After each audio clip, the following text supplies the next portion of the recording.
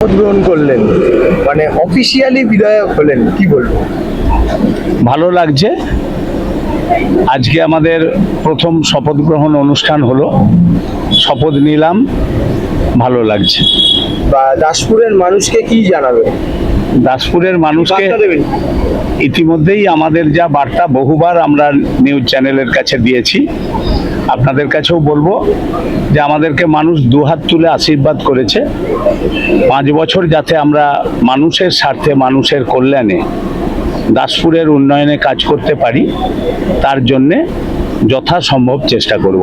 দাসপুরে এমন কোনো প্রজেক্ট আছে যেটা যে চলে যাওয়া সরকার ধরেছিল অর্ধেক হয়ে পড়ে আছে? দাসপুরে প্রচুর কাজ বাকি। 34 বছর সিপিএম ছিল, 15 বছর তৃণমূল কংগ্রেস ছিল। পশ্চিমবঙ্গের সবচেয়ে বৃহৎ থানা, 24টা গ্রাম পঞ্চায়েত নিয়ে, এটা পশ্চিমবঙ্গে আর কোথাও নেই, দাসপুরে আছে।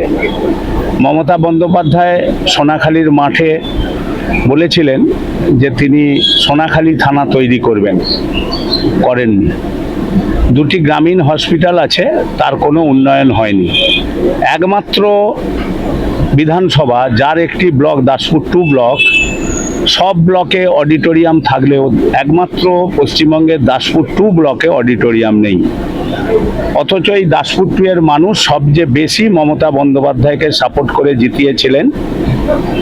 তার ফল মমতা বন্দ্যোপাধ্যায় দেননি, মানুষকে শোষিত করেছে, কিন্তু কোনো কাজ দেয়নি এলাকার উন্নয়নে। তাই মানুষ এবারে একবারে ব্যাপকভাবে পরিবর্তন করেছে এবং দাসপুরের 32,134 ভোটে দাসপুরের জেতার যে মানুষরা ভোট দিয়েছে, এটা এক যুগান্তকারী পদক্ষেপ। আমি দাসপুরের মানুষকে কৃতজ্ঞতা জানাই এবং আমি বিশ্বাস করি এবারের যে সরকার এসেছে, পশ্চিমবঙ্গের সঙ্গে দাসপুরেরও উন্নয়ন ব্যাপকভাবে চলবে এবং দাসপুরের উন্নয়ন আমরা করব বলে শপথ নিয়েছি। আমি বিশ্বাস করি এই সরকারের আমলে দাসপুরের যে সব উন্নয়ন হয়নি সেগুলো উন্নয়ন হবে। মমতা বন্দ্যোপাধ্যায় আজকে হাইকোর্টে গিয়ে সওয়াল করলেন, কি বলবেন? আপনারা দেখেছেন যে মমতা বন্দ্যোপাধ্যায়ের যে মোটিভ, এছাড়া তার কোনো পথ নেই। রাজনীতি থেকে তো অবসর হয়ে গেল, তিনি বিজেপিকে ঠকিয়েছেন, কংগ্রেসকে ঠকিয়েছেন, এসইউসিআইকে ঠকিয়েছেন, তাই আর যাবার কোনো পথ নেই।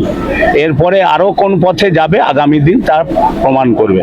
এর বেশি বলার কিছু নেই। ধন্যবাদ আপনাদের।